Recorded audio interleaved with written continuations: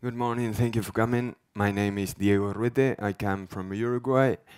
I'm a teacher, I'm a cook, and for the last 10 years I fooducate. Fooducation, what is fooducation? Fooducation is to obtain the most benefits of planting and cooking with children. I do it with children from 3 years old and above. Those were 4-year-old kids, and they were cutting. Many people teach how to learn computing or languages or some other skills, but what's the point if we don't take care of ourselves? Everything starts by respecting the soil, yes, teaching them how to respect the soil and how to get the most out of it. We teach them to plant. We teach them how to take care of a plant, how it grows, and how to cook it afterwards. With a last benefit that it's health, a healthy living, okay? In the meanwhile, we are working lots of things and we're getting the most out of it. We're learning values, we're learning attitudes, we're learning knowledge, scientific knowledges like mathematics, biology, chemistry,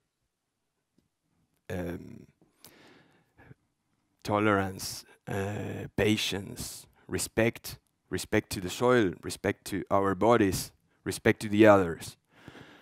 Fooducation is, I think, is a necessity and a basic fact that we must take care in every educational institution. The 3 bigger impacts that fooducation has is the healthy living, of course, the benefits that it brings to the family, okay? The kid that fooducates will take this home and will try to grow his own plants at home, yes? And he will try to cook with his parents. As a father, I know the benefits it has.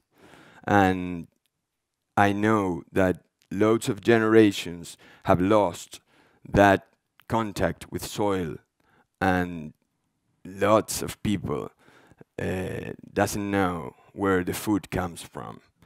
A few weeks ago, a woman told me the only plant I saw growing was the pea at school when I was a child, and that was very sad for me. She was like 50 or 60 years old. And the community relations, and you will find out why. That's me in my vegetable garden with a school working. We are planting carrots there. I find in carrots the best vegetable to grow with them. On every vegetable garden I have carrots, because the impact of getting out a carrot of the soil is much better than the one to see a tomato ripe or a tart grow bigger. The carrot is quite significant for them. It's a very graphic when we go to the market, fortunately, I have a street market every Wednesday at my street in front of my house. Kids that come to visit me, schools do visit me, and to cook. And the ones who schedule Wednesdays are booked all year long, are booked because they know they have the street market, and we go there and we listen to the noises, to the sounds of the street market. We see the colors, we smell, and we are socializing too with the people in the street market. Then we take it home and we cook. This is a community vegetable urban garden we started a year ago. A woman came and told me, "Oh, Diego, you like planting. I have this house. It's 300 meters backyard. That it's turning into a jungle. It's turning out. It was a jungle. Why can we do anything with that?" And yes, we did. A year has passed, and now we are a group of 5,500 people working in several community gardens in Montevideo, in Uruguay. People that are coming from grandfathers, foreigners, children. We all share the same concept, the care for nature.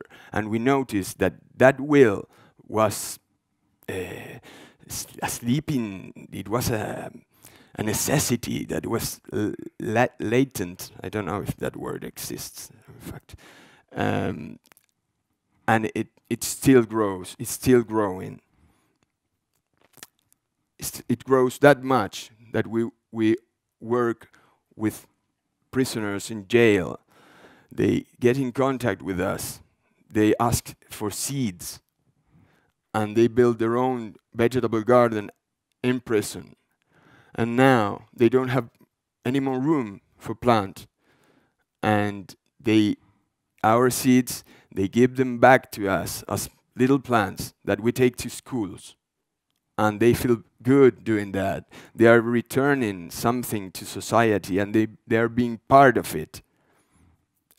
There are only 10 or 15 prisoners working on the vegetable garden in a jail that has 1,500 prisoners. And once they told us, it was with the carrots again, the man in charge told us that once prisoners got into the vegetable garden, other prisoners, and cut all the green parts of the carrots to eat them because they were starving, and they didn't know that the carrot was inside the soil. They just took the green stuff and they left the carrot. And that's why, because they don't know, and we don't know, people doesn't know nothing about plants. We are letting others feed us, okay? And I believe that we can grow even an aromatic herb at home. And if we have kids, it's much better for them. See, that's what I tell you about the carrots. He just took a carrot from the soil. It was a baby carrot. It was not ready, but look at that face. It's amazing. Motor skills. Yes, he's cooking with a knife. And the girl next to him, she's 3 years old. And she already finished cutting. And they ask me, "Are you going to use knives?" Yes, and we use garden tools. And we use mixers. And we use blenders. And we do use knives. They learn how to use them. They develop motor skills. They develop loads of abilities. And they get a better knife or a dangerous knife showing responsibility. If I can trust them, they will get a better knife. And that helps their self-esteem. And we're working on that too. This is a school where I work. On every Friday, I go over to their place and we prepare lunch with them. It's a school, these children goes in the afternoon. So in the morning at 10, we get all together and we prepare lunch. There are kids from 3, 4, and 5 years old. And every Friday, we cook our own lunch from scratch.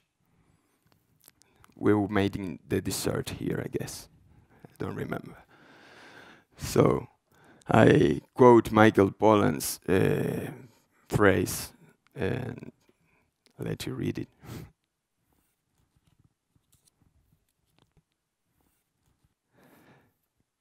And to finish, I will tell you that next step for us is to form teachers into Fooducation so they can use the vegetable garden and the cooking classes as a tool to obtain better results and ending in a healthy living, in a hands-on activities, okay? If they do, they learn. If we tell them, they will forget. But if they are with hands-on activities, we believe the result is much more better. Thank you.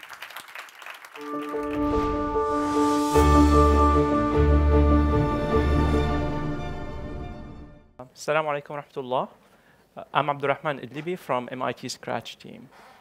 There are lots of conversations today about what technologies to use to encourage creative learning experiences, whether we're talking about programs, apps, or devices. But is asking what technologies to use is the most important questions in the first place? Being from the Scratch team, I'll start by sharing a few lessons we learned from Scratch about learning and motivation. So for those who don't know what Scratch is a programming language with which you can create your own animations, games, interactive stories, simulations, art, and music.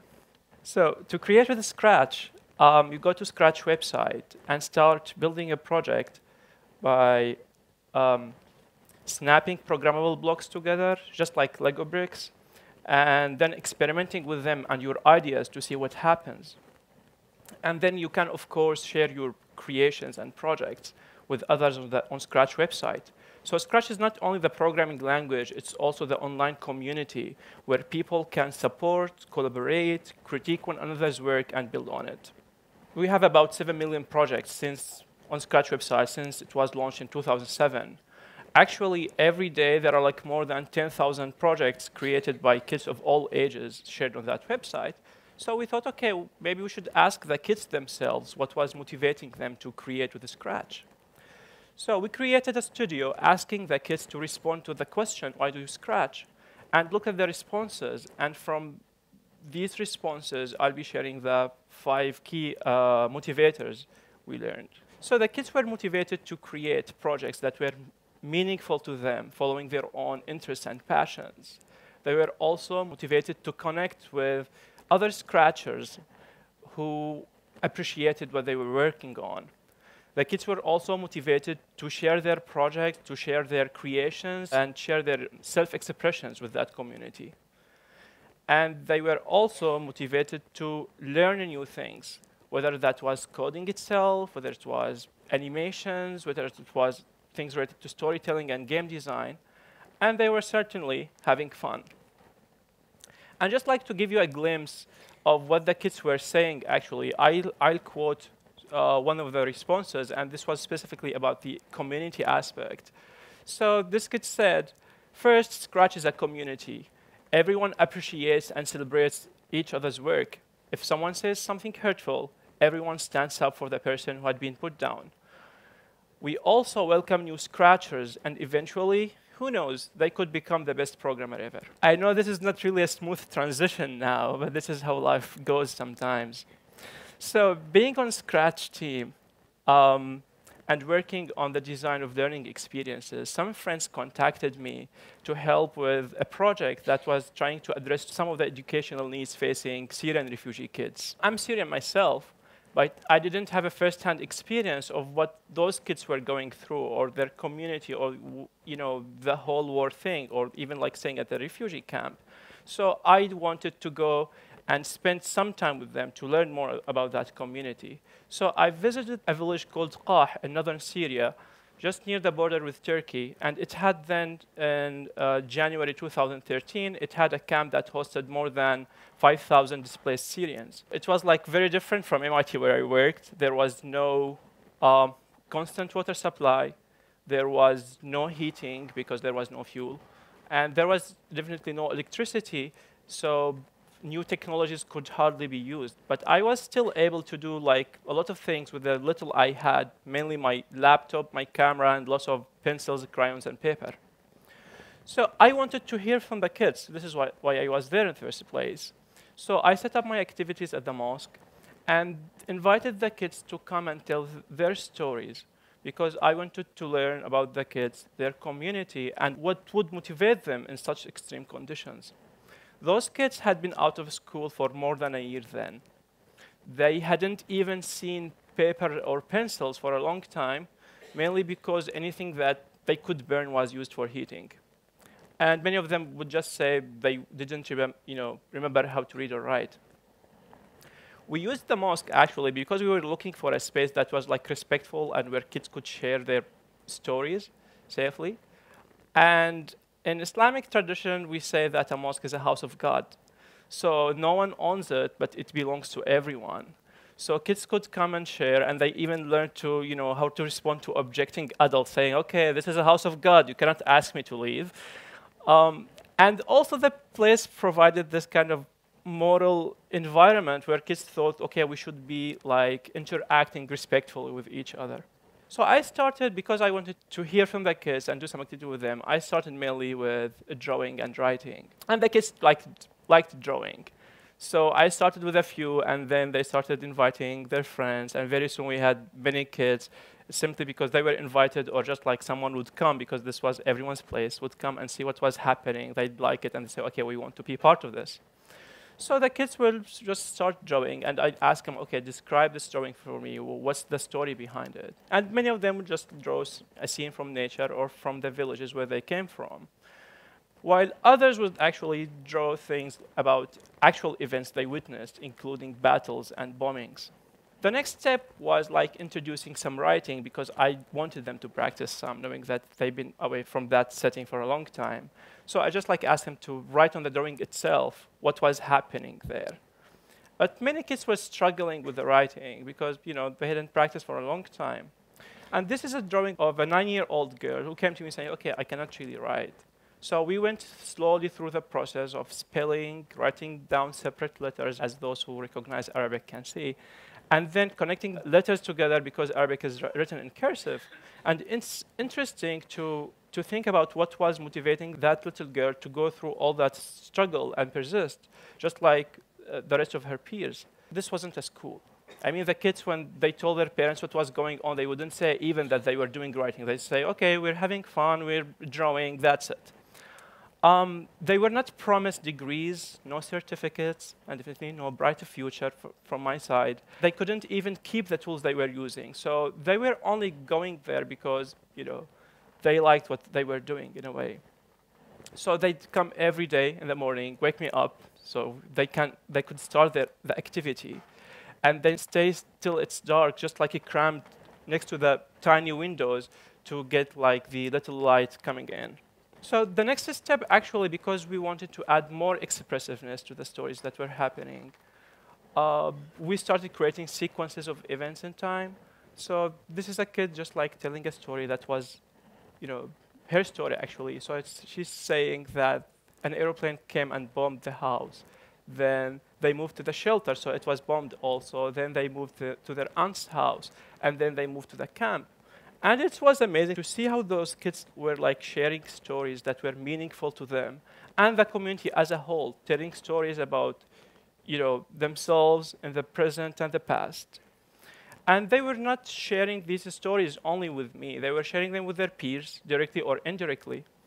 So it was funny just like to see how some themes would start trending among the kids, because they'd see like their friends writing or drawing about something, and then everyone would follow. But actually what was more interesting to see how adults got hooked into that sharing process, because they were like, okay, we didn't know that about our kids. And they wanted to be part of it, to understand how those kids actually perceived what was going on around them. And that motivated some of the adults to come and say, OK, I want to volunteer to help with some of the activities, or they would come with their own activities actually to share, although they didn't even think before that about themselves as mentors or teachers. So when I look back at what was happening at the camp, I cannot but help, thinking that this is what was motivating these kids, was just like what we see in kids using Scratch and creating with Scratch. All these kids were motivated to create following themes they cared about. They were motivated to connect with other people in their community of creators. They were motivated to share their stories with those people in the community. They were motivated about new things they could use to express themselves in better ways. And they were also having fun. I always remember a conversation with my mentor, Mitch Resnick, when I came to him asking what more advanced tools I could use in my future trips to the camps. And he responded saying that I shouldn't worry about what medium I'd be using. I should focus on how I'd be using that medium, whether it was a crayon or a laptop. And again, in many of our conversations regarding education, we always talk about, OK, what technology can, what role technology can play in improving the learning experiences of the kids. And I agree that technology has like a great potential, actually, to have these creative learning experiences, but that won't happen automatically, because the main problem is not about what kind of tools we're using. It's about how we're using them. Are we using them to motivate the kids to create, connect, share, learn, and having fun, or not? So again, it's not about the medium. It's about how we use it. Okay. Thank you.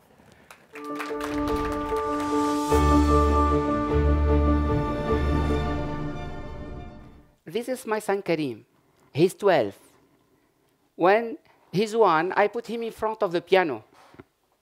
Karim was very excited and very happy to discover that playing with the keyboard creates sounds. And I should well admit, I was happy too. But at 5 and 6, my Karim, who can play music for hours, he cannot stay in front of a math problem more than 2 minutes. I certainly understood that the traditional education is not for him. So I start to be very concerned, to worry, and I start to wonder, how can I use his fantastic creative abilities to support his learning and education? That's why I started to develop tools and to develop manual activities for him. And that's why the creativity became my field of research. My name is Masmoudi.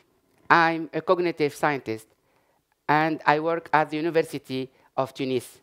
The question that drives me is how to integrate cognition, emotion, and motivation to understand the creative thinking process and to enhance the learning experience of the children. And this is the question at the heart of the method I created. It's called the MIL, Multisensory Implicit Learning Method. I applied this method to 2 areas, learning to read and musical awakening. Today, I'm very pleased to let you discover how I applied this method to musical awakening. So, how did I develop it? I started to compare what I call the Karim phenomena with the cognitive science research.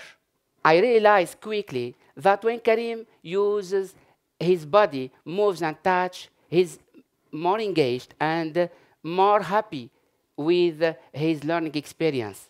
So I understood that there is a huge gap between what makes Karim and the other children happy while learning spontaneously and what the current educational system has to offer. You see, when the body is engaged, children are more happy and more ready to acquire new skills. This question is very important for me, and I go ahead to develop this method. There are 3 things to remember about this method. 1, this method uses the 5 senses to learn. It develops creativity and then generates positive emotions. This method lets pupils very happy and very engaged by their learning experience. Let's begin with the first one, learning using the 5 senses. How do we activate the 5 senses? Muna, who is musicologist, comes to classroom once a week. She animates a musical awakening course. But how does we do that, and how does the magic operate? We begin with developing active learning and active listening. We start with activities called hunting sounds in nature.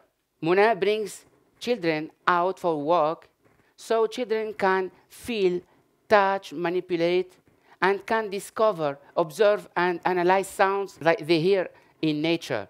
And Muna guides the perception of sounds with questions and feedbacks. We do that, in fact, outside and inside the classroom. So back in the classroom, the children are asked to remember and recognize the different sounds.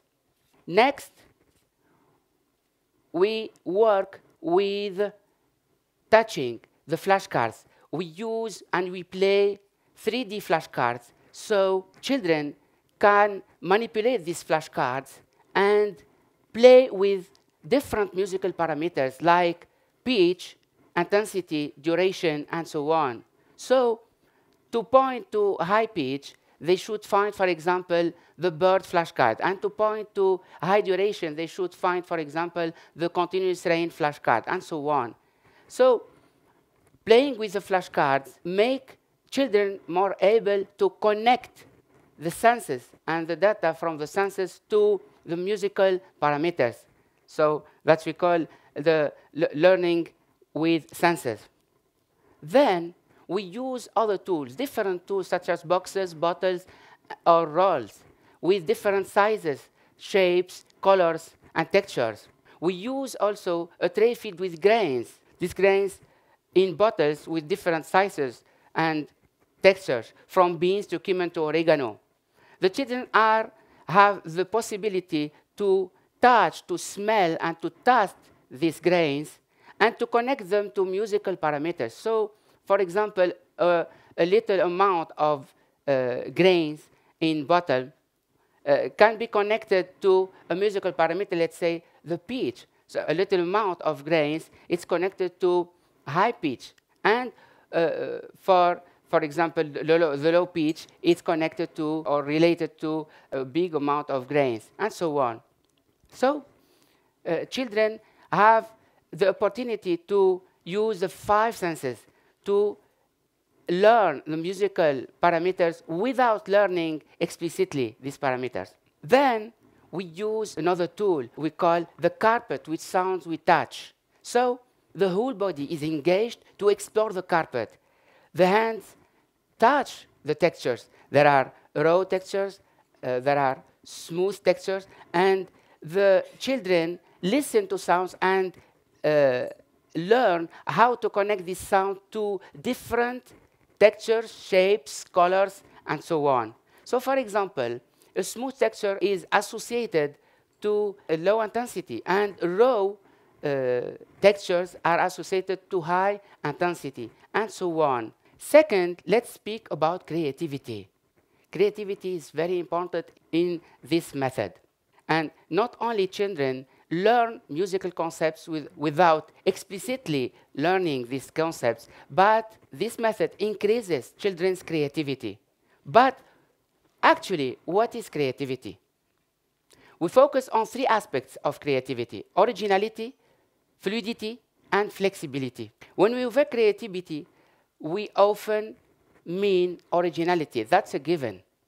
So the method increases the ability of children to combine, to produce new combinations of sound, to play with the musical parameter and to connect them to the senses.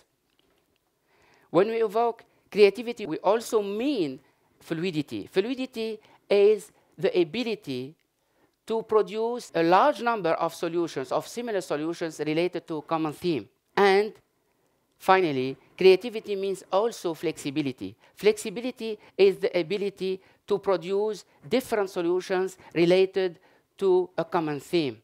And in this method, using senses other than ears to describe what we hear is the flexibility. Third, let's talk about emotions.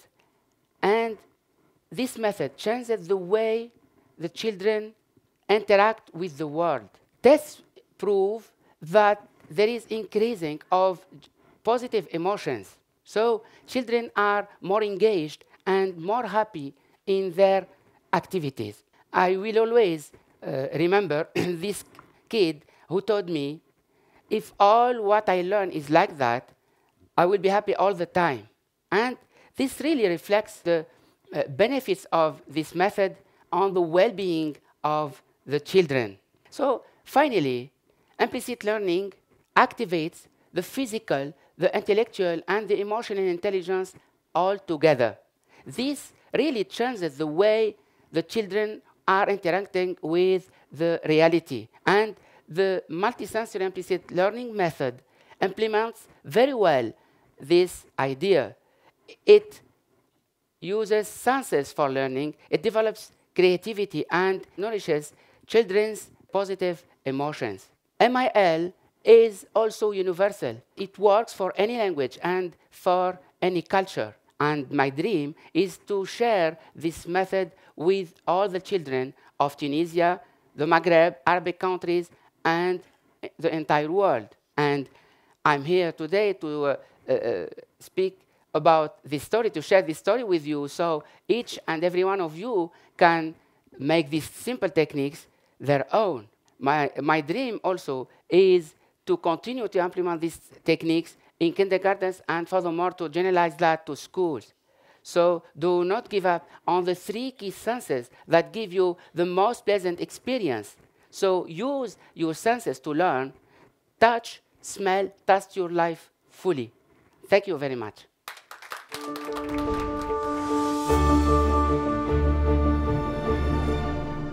We agree that play can help learning outcomes. I think then the question is how much? And David, I'm going to ask you the first question. What does play have to do with learning? How does play connect to learning? Hopefully we all agree that play is great for creativity, for communication, for collaboration, building bridges between like the world of imagination that is in the mind of one child and the world of imagination, which is going to be somewhat different, of course, in another child. Playing together means that a kind of connection can be made. It's a human connection, but also it means they can learn together, they can feel empathy. And I think play is also importantly about being able to tell your own story, about making your mark in the world, showing that you can create something which then becomes a thing that can be shared with other people, which is powerful. Skatistan, they're in Afghanistan, they say they come to skateboard, but then they stay to learn. And they manage to have this kind of fusion of skateboarding in a context where you've got 18% female literacy, they've got 40% girls taking part, and they're both playing and learning together in what seems like a really clever fusion. Todos os niños. All children love to learn. It's in their nature. And if they can learn through play, even the better. And if they can learn playing and taking pleasure, even better. But they don't like to study. Children don't like to study. It's boring. Schools are for studying. Schools nowadays are not for learning. 80%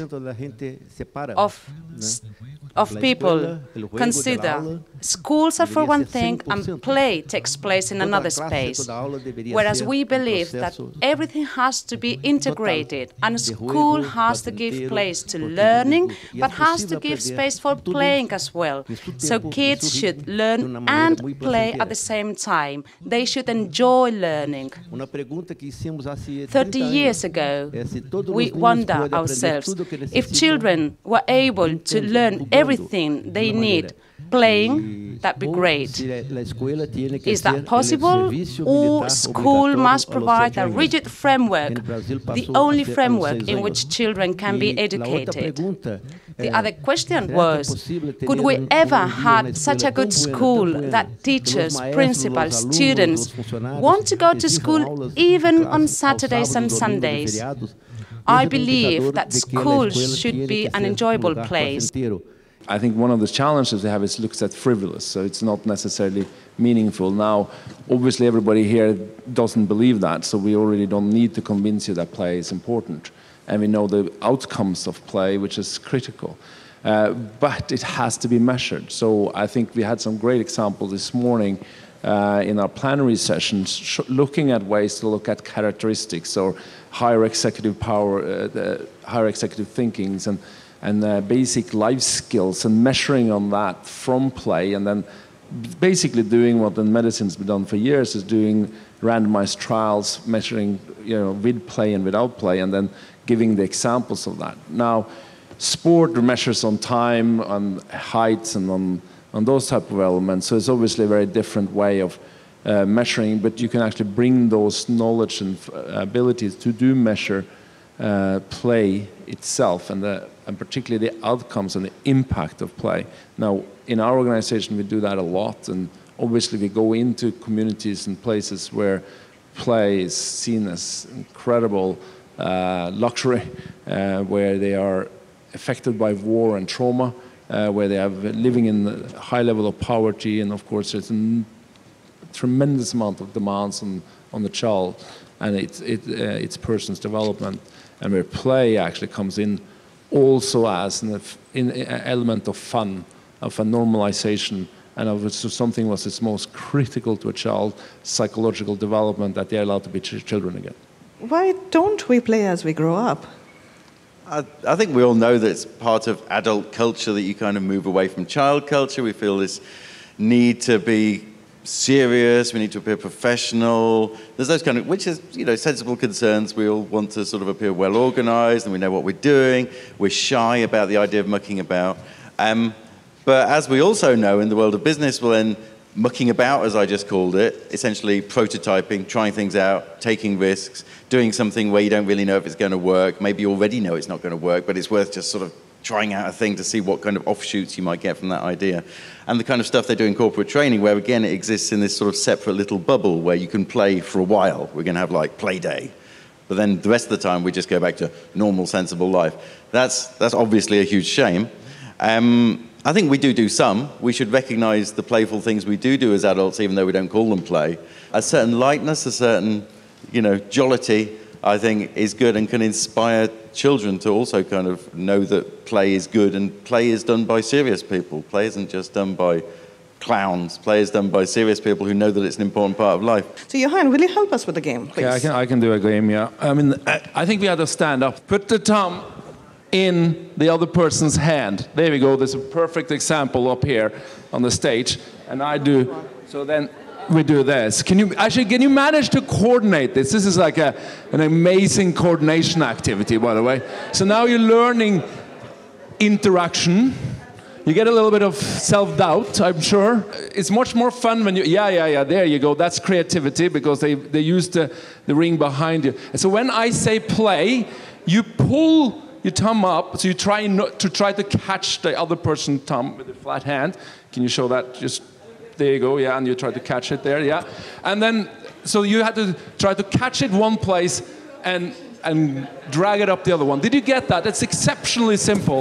A 5-year-old get this much quicker than all of you, okay? So now when I say play, you pull it up. We've been schooled. Okay. Are you ready? Play!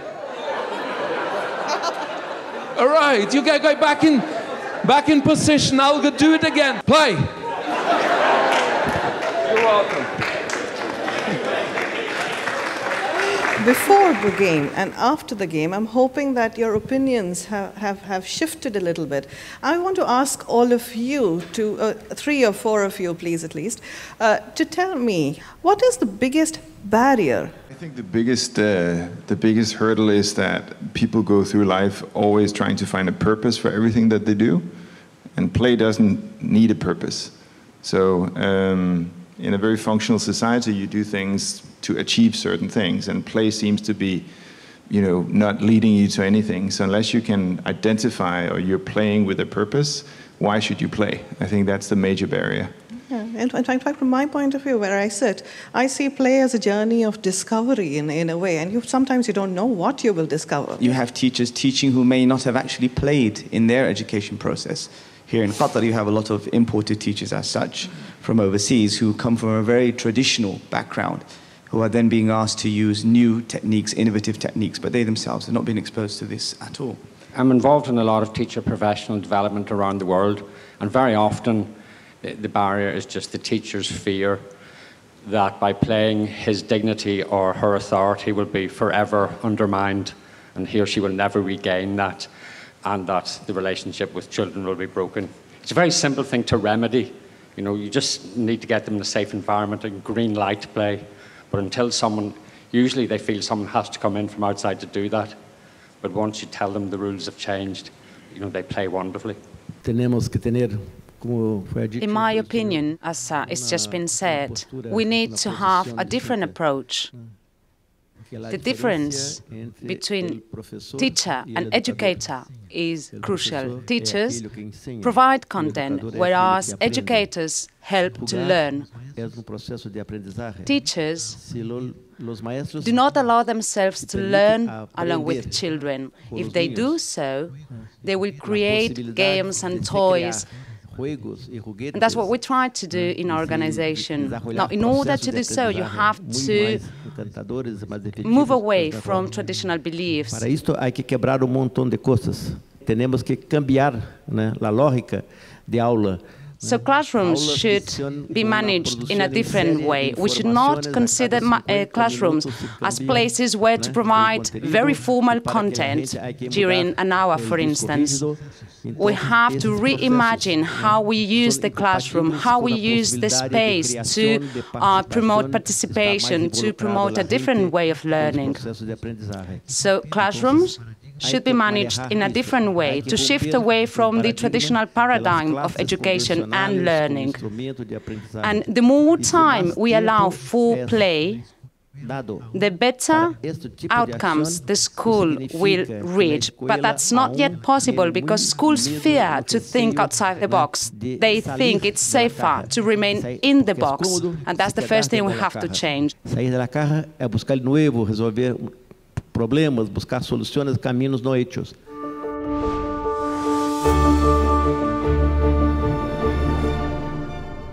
Okay, well, it's great to be here. I want to start by taking up an issue that hasn't been discussed much at the conference. We've talked a great deal about school. What can we do to change the paradigm of learning in school? But in fact, in a great many countries across the world, there is a new paradigm of learning and teaching already in existence. I actually refer to it as another competing school system, and it's learning out of school. Thanks to digital media, people today can organize their own learning around problem solving and production, the so-called maker movement, in ways where they don't need an institution and they don't need schools. So in many ways, I'm going to try to show you with just one example that a lot of what people are calling for in schools already exists. It just doesn't exist in school. This is, in many countries, going to raise yet an additional equity problem, because in many cases, this out-of-school learning is where kids are picking up 21st century skills. And if our schools remain the way they are, you're not going to get the 21st century skills in schools. So kids without access to both schooling and the new out-of-school system are going to be at a huge disadvantage. Now, I want to start, though, why is this out-of-school system, and games is going to be one example of it, there are many others, why is this out-of-school system today so successful? And schools aren't? Well, it's successful because it draws on principles about teaching and learning that we know from research work. It actually puts them into practice, not because the people read this, but because in a way they discovered it in order to make successful learning. So I want to say, before I get to games, what is the heart of what we know from the modern learning sciences and from modern neuroscience about how human learning works? Well, we used to think of the mind as if it was like a digital computer. That is, it was good at generalizing, abstracting, and calculating, the way digital computers are good. In fact, recent evidence shows that it's exactly wrong. Humans are not good at those things. That's why we use computers. The human beings learn through experience. The mind has next to no limit on memory, unlike computers. And we store all of our experiences in mind as we have them, and we use them to find patterns that we can apply when we have to solve a problem in the future, right? So we can't really deeply understand texts unless we have had experiences that give meaning to the text. We can't solve new problems unless we can draw on older experiences that give us guesses about how to proceed. So we learn through experience. And since we learn through experience, experience has to come before reading, not after. So one of the biggest differences is in school you read and then you act. But in the out-of-school system, you act and then you read. Because it's the action and the immersion and experience that gives meaning to the words. Now, there's one problem. Though humans learn through experience, just giving people experience is not a good way to learn because there's too much stuff in experience. If you're a newcomer, it's hard to know what to pay attention to. You can be overwhelmed very easily. So when humans learn through experience, the best thing is for somebody to design the experiences for them so they can strain complexity and help them know how to pay attention. That's what parents do for their kids. That's what good teachers do for their students, right? That's what mentors do. That's what coaches do. They design the experience so that they can really put learning into it. Now, it turns out the research says that if you want a human being to learn from experience the best, there have to be certain conditions. One is people learn from experience well if they have an action they have to take. If they do not have an action they have to take in that experience, then they learn much less well from it. Furthermore, they must care about the outcome of the action. Right? And a way this is often put is humans learn from experience well when something is at stake for them, when they care about it. And they learn quite poorly in experiences where nothing is at stake for them and there's no action for them to take. Now think about how much schooling is where children are having experiences where they don't care that much about it and they don't have an action whose outcome they really care about. All right, so another way to put this point about experience having to have an action and having to have you care about it is to point out that means we learn best when there's a problem to be solved. That's what it means to take an action. So what would video games have to do with this? Why would this suggest that video games are of any use? Well, to see what use they are, we have to understand what they are. How many people here are gamers? Okay, so if you're not a gamer, and most of you it looks like are not gamers, how many people have kids who game? Oh, all the hands go up now. We think of games as basically shooting people. But in fact, the best-selling game in history, The Sims, is a game about simulating family and community, and it's outsold every violent game over and over. What a game is, and all it is playful problem solving. Think about it. A game gives you problems that have to be challenging or nobody would want to play it.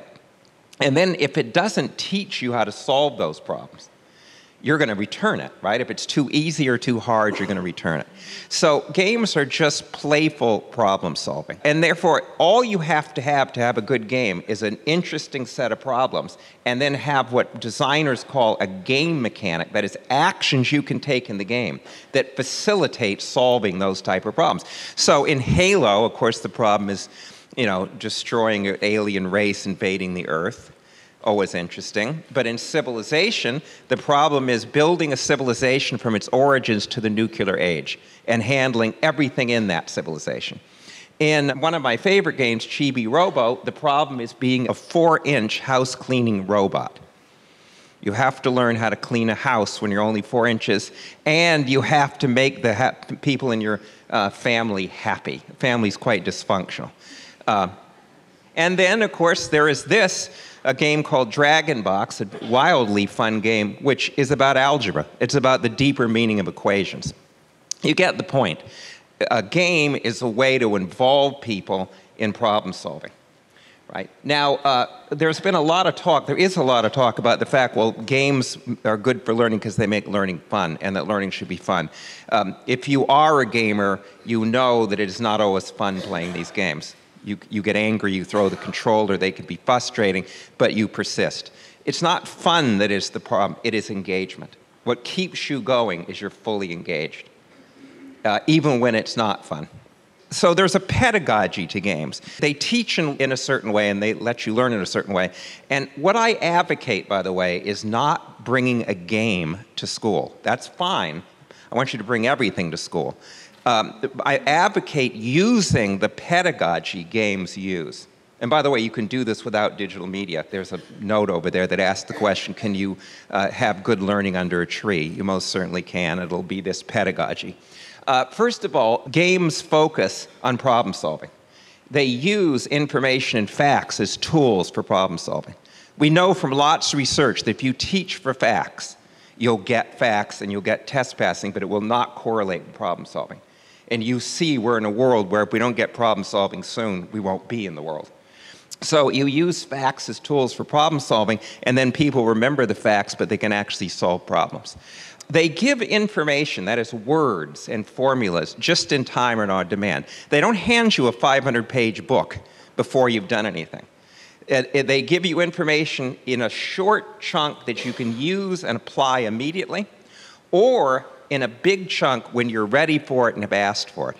They lower the cost of failure. Right? Because one of the things every game designer knows, that you will not get people to explore and try different things if the cost of failure is too high. Then they're risk adverse and they get tunnel vision and they won't explore. And games want you to explore all the possibilities. Crucial to learning, you know, games all have levels.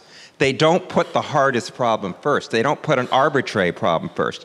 The first level are problems easy enough to solve, but that leads you to better solutions and harder problems later. That is generative problems, ones that will say, look, when you learn to solve these, it won't be just a one-off deal. You will now be prepared for a harder problem, and then a harder. So sequence, and we know, by the way, from tons of research now on how the mind works, is you must sequence the problems in generative ways. So there's level design whether you're making a game or not.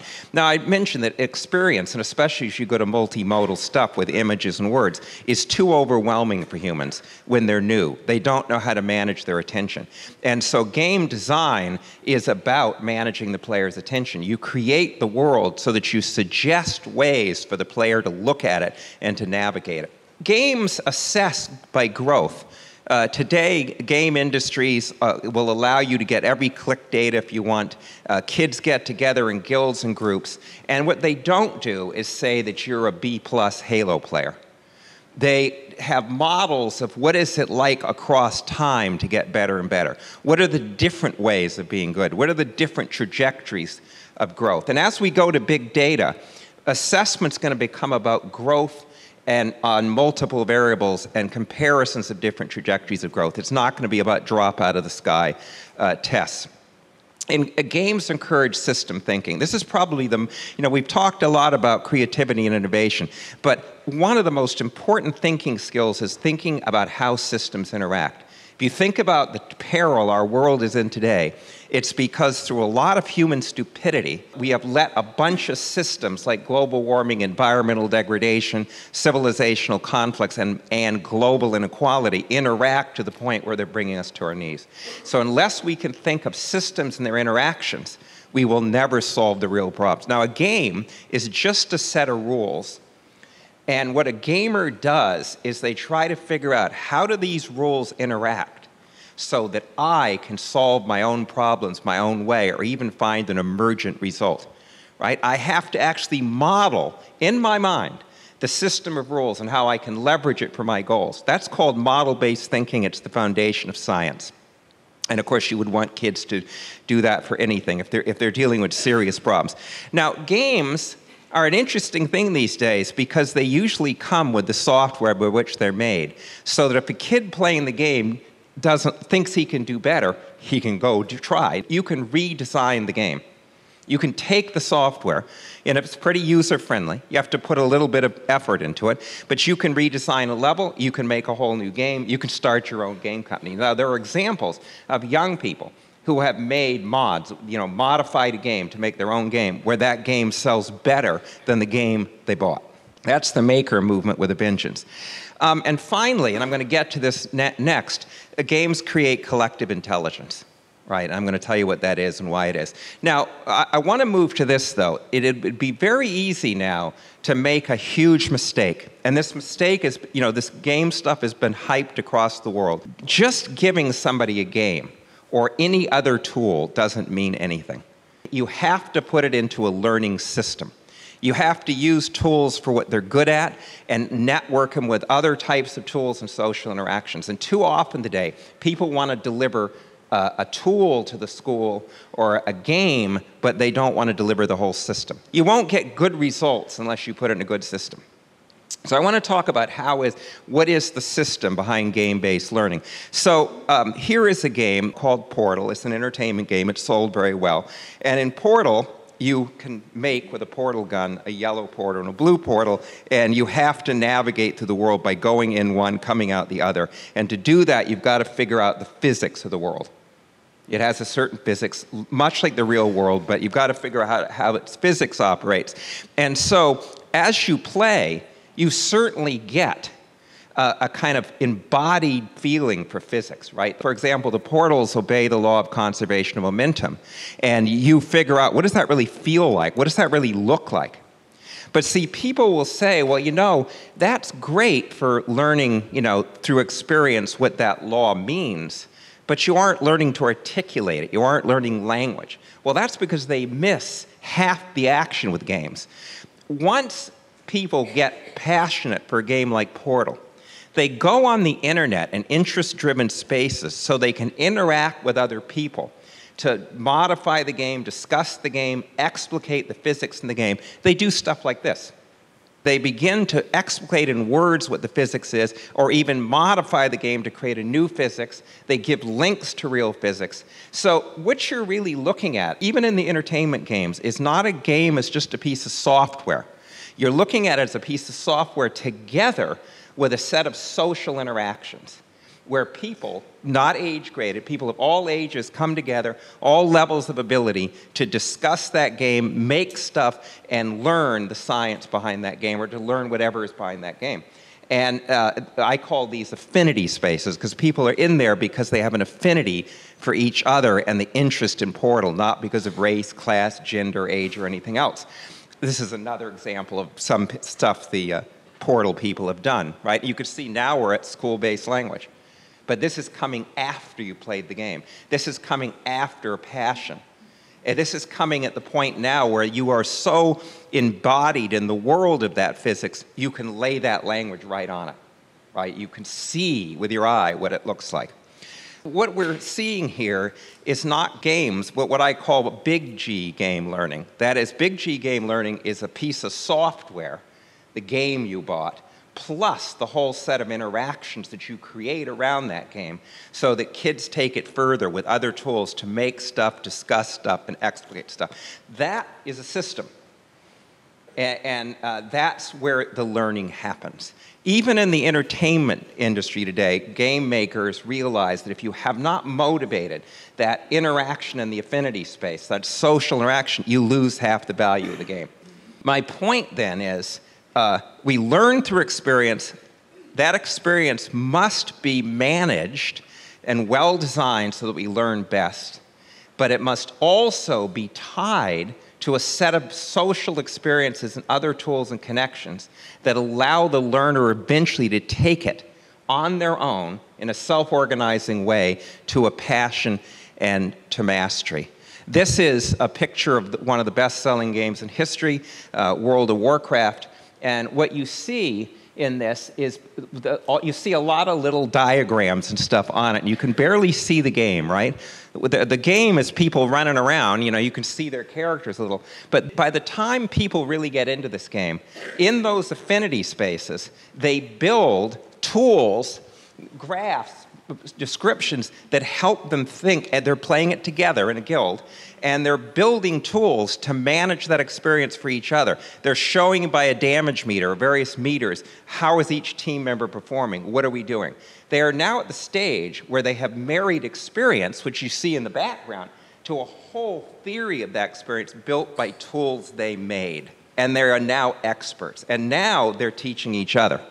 So I hear in this conference, this is the type of learning that I think we're calling for. It's where 21st century skills come from.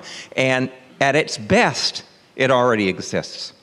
And we're going to have to worry about how do we bring it to school if school is not going to change. But also, how do we ensure that poor kids don't end up just in school unchanged and never get into the 21st century learning system? Okay, thank you. Asuntos Públicos, para conocer mejor, para saber más.